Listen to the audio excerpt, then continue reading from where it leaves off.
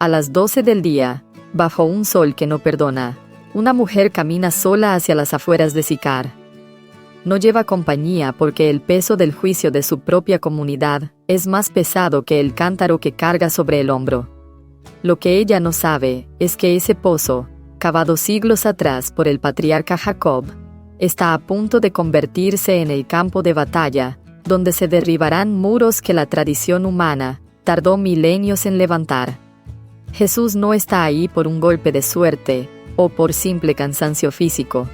Él está sentado, esperando para confrontar de frente un sistema que dictaba quién era digno de la gracia y quién debía permanecer en la sombra de la exclusión perpetua.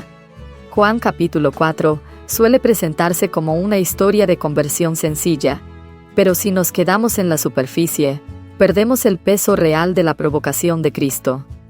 Jesús estaba rompiendo intencionalmente 3 códigos estrictos: el racial, el social y, de manera radical, el de género.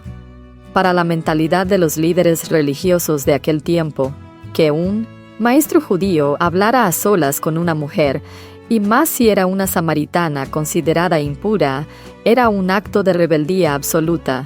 Sin embargo, Cristo decide que precisamente ella será la primera persona en toda la Escritura a la que le revelará su identidad como el Mesías de forma directa y clara. Muchas veces nos han vendido la idea de que esta mujer era simplemente alguien con una moral cuestionable, pero esa es una lectura pobre que ignora la realidad legal de la época. En una cultura donde el hombre tenía el poder absoluto del divorcio, ella era una mujer marcada por el abandono y la vulnerabilidad, no necesariamente por la malicia. Al pedirle agua, Jesús no busca saciar una necesidad biológica. Está desafiando la estructura que decía que las mujeres no podían acceder a la teología profunda.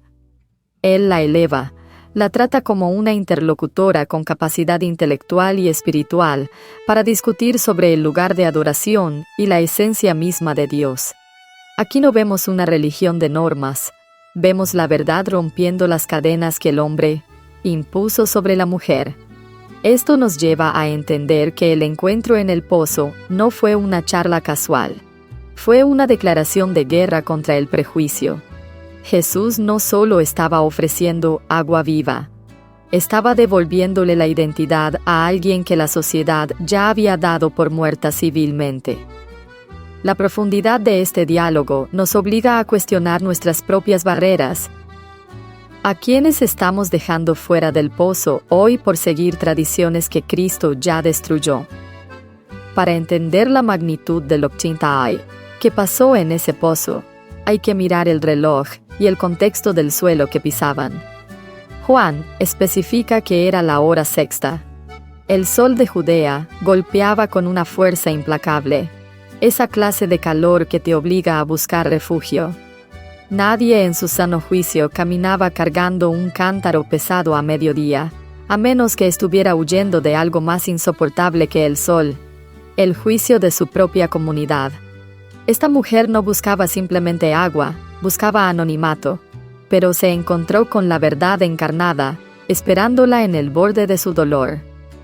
Jesús no la confronta con sus 5 maridos para humillarla, o para hacer un despliegue de telepatía espiritual. Si leemos con rigor exegético y dejamos de lado los sermones moralistas tradicionales, entendemos que en el primer siglo, una mujer no tenía el poder legal de divorciarse por voluntad propia. Ella había sido descartada, rechazada, o quizás enviada de mano en mano por leyes del levirato que la trataban como una propiedad que nadie quería conservar. Lo que Jesús expone no es un pecado de lujuria, sino una historia de abandono sistémico. Él le dice: sé que has sido desechada, sé que el sistema religioso y social te ha roto, pero yo no vengo a pedirte que cumplas un ritual, vengo a convertirte en una fuente. Al hablarle de espíritu y verdad, Jesús dinamita el monopolio de los templos. Los samaritanos decían que la conexión con Dios estaba en el monte Gerizim. Los judíos insistían en que era Jerusalén. Jesús ignora el debate geográfico para centrarse en la disposición del corazón. Al hacer esto, otorga a la mujer una autoridad que el mundo le negaba, le quita el poder a los intermediarios religiosos y le entrega el acceso directo al Padre. No necesitas el permiso de un sistema que te señala para beber de la gracia que te restaura. La teología de Juan 4 es una demolición controlada de las estructuras de poder que usaban las Escrituras para mantener a las mujeres en la periferia de la fe. Cuando los discípulos regresan, se quedan mudos. Su silencio es el ruido de sus propios prejuicios chocando contra la realidad del reino. Ellos veían a una mujer samaritana, un ser inferior según su cultura. Jesús veía a la primera misionera de una región entera. Él estaba rompiendo la regla no escrita que prohibía a un rabino enseñar teología profunda a una mujer. La estaba tratando como a un igual intelectual y espiritual, algo que muchos sectores hoy todavía intentan evitar bajo excusas de tradición. Esto nos obliga a mirar el cántaro que ella dejó atrás. Fue el primer paso de una mujer que entendió que su identidad ya no dependía de quién la poseía, sino de quién la había redimido. Aquel cántaro abandonado en el suelo no solo era un objeto de barro. Representaba la vieja identidad de una mujer que vivía bajo el peso de la opinión ajena y la tradición asfixiante. El pozo de Jacob, donde ocurre este encuentro, no fue elegido por casualidad. Para los samaritanos, ese lugar era la prueba física de su herencia legítima frente a los judíos. Al sentarse allí, Jesús está ocupando un espacio de poder ancestral para redefinir qué significa realmente pertenecer a la familia de Dios. La conversación toma un giro que muchos predicadores superficiales suelen malinterpretar, centrándose únicamente en la moralidad de la mujer, cuando en realidad Jesús estaba desmantelando una estructura de exclusión legalista. Cuando Cristo menciona los 5 maridos, no lo hace para humillarla o señalar una lista de pecados como lo haría un juez religioso. En el contexto legal de la época, una mujer no podía divorciarse por voluntad propia. Ella era divorciada o quedaba viuda. Hablar de 5 maridos es hablar de una cadena de abandonos, muertes o rechazos legales que la dejaron en una posición de extrema vulnerabilidad social. Jesús no estaba contando pecados, estaba leyendo su historial de dolor y exclusión. Al decirle, el que ahora tienes no es tu marido, está exponiendo que ella vive en una zona gris, fuera de las protecciones del contrato matrimonial tradicional. Posiblemente porque ya nadie quería arriesgarse con una mujer que parecía maldita por la desgracia. Pero ella, lejos de achicarse, responde con una agudeza teológica impresionante. Ella no se pone a llorar por su pasado. Ella lanza una pregunta sobre el centro del conflicto religioso entre judíos y samaritanos. ¿Dónde se debe adorar? Aquí es donde vemos el alimento sólido de la Escritura. Ella lo está probando como profeta. Jesús, en lugar de evadir la pregunta o darle una respuesta simplista, le entrega la revelación más profunda sobre la naturaleza de Dios registrada en los Evangelios. Le dice que Dios es espíritu. Esta declaración rompe la necesidad de templos físicos, montañas sagradas y, sobre todo, intermediarios humanos varones para llegar al Padre. Este diálogo demuestra que Jesús consideraba a esta mujer capaz de procesar conceptos metafísicos y teológicos que incluso sus propios discípulos a veces no lograban digerir. La invitación a beber del agua de vida es el golpe final a la religión de las formas. Mientras los líderes en Jerusalén se preocupaban por la longitud de sus túnicas y la pureza de sus vasijas, Jesús estaba en un pozo samaritano, hablando con una mujer rechazada sobre la esencia misma de la divinidad. Esto nos enseña que el acceso a la verdad no depende de un título académico o de una posición social, sino de la disposición de dejar el cántaro de nuestras viejas seguridades para aceptar una identidad que el mundo no puede otorgar ni quitar.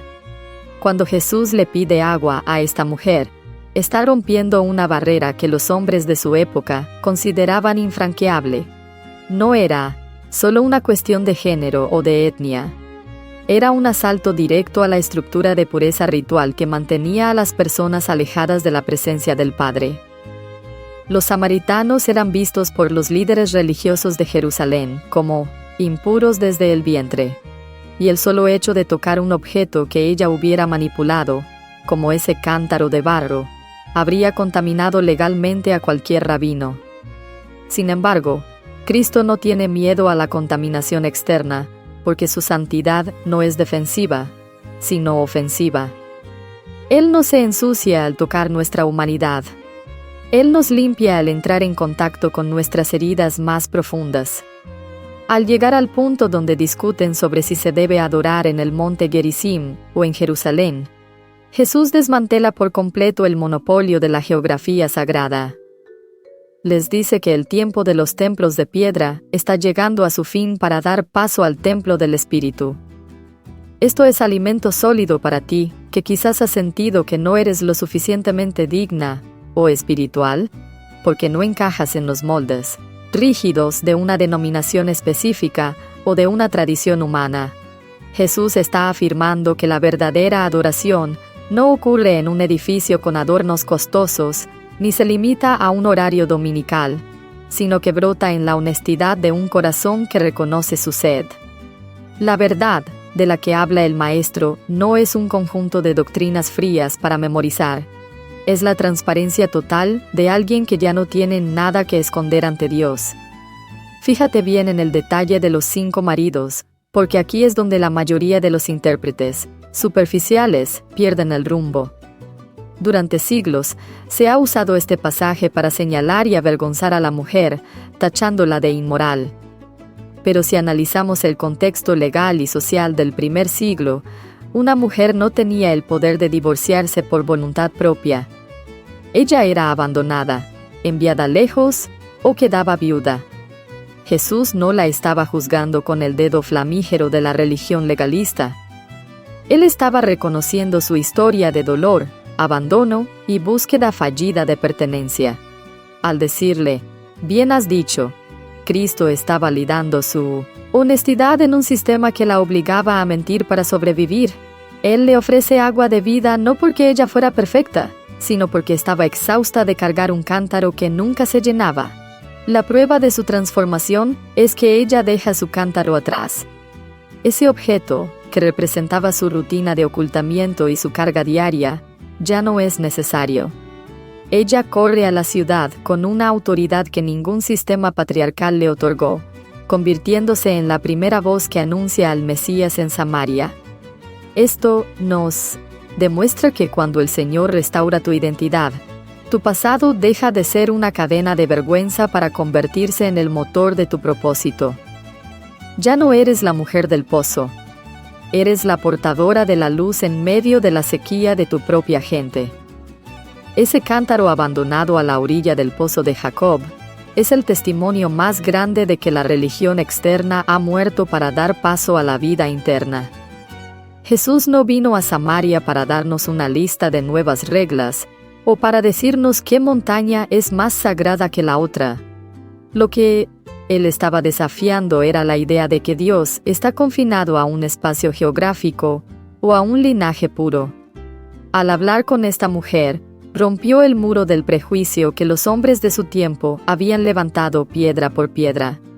El verdadero desafío de Juan 4 no es solo moral, es un choque frontal contra el legalismo que nos dice que no somos dignos de acercarnos a la fuente si no tenemos las manos limpias. Pero fíjate bien en el orden de los hechos. Jesús no esperó a que ella cambiara su vida para ofrecerle el agua viva. Él le dio el agua, para que ella tuviera la fuerza de cambiar su vida. Esta es la comida sólida que necesitamos digerir. A menudo nos quedamos en la superficie, pensando que la Biblia es solo un manual de buen comportamiento.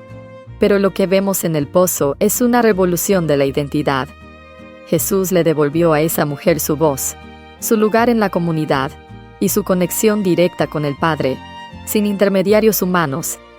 Si te sientes atrapada por las expectativas de una cultura que te juzga por tus errores del ayer o por no encajar en el molde de la religiosidad perfecta, mira hacia el pozo. Allí no hay condena, hay reconocimiento. Jesús sabe quién eres, conoce cada detalle de tu historia, y aún así, decidió caminar kilómetros bajo el sol ardiente, solo para encontrarte a ti. Tu pasado no es un muro que te separa de Dios, sino el puente por donde su gracia va a caminar para alcanzar a otros. La mujer de Samaria no necesitó un título teológico para movilizar a todo un pueblo. Solo necesitó un encuentro real con la verdad. Así que, deja de cargar con ese cántaro, pesado de culpas y etiquetas que otros te han puesto. El agua que Cristo ofrece no se agota, y no depende de tus méritos. Se trata de su fidelidad, no de la tuya. Este es el empoderamiento real, el que nace de saberse amada por el Creador del universo, a pesar de conocer toda nuestra realidad. Queremos que esta reflexión no se quede solo en tus oídos, sino que baje al corazón y se convierta en acción. ¿Cuál es ese cántaro de vergüenza o de tradición humana que sientes que debes dejar atrás hoy para correr libremente hacia lo que Dios tiene para ti? ¿Qué prejuicio religioso has tenido que enfrentar en tu camino de fe que hoy decides romper bajo la luz de la Escritura? Escríbelo en los comentarios. Leemos cada palabra porque tu historia es el reflejo de la obra del Espíritu en nuestro tiempo. Comparte este video con esa mujer que hoy se siente invisible o seca por dentro. Quizás este sea el encuentro en el pozo que ella ha estado esperando. Suscríbete para seguir recibiendo este alimento que nos ayuda a crecer en conocimiento y espíritu. Que la paz del Señor, que sobrepasa todo entendimiento, guarde tu mente y te dé la valentía de vivir en la libertad total de su verdad.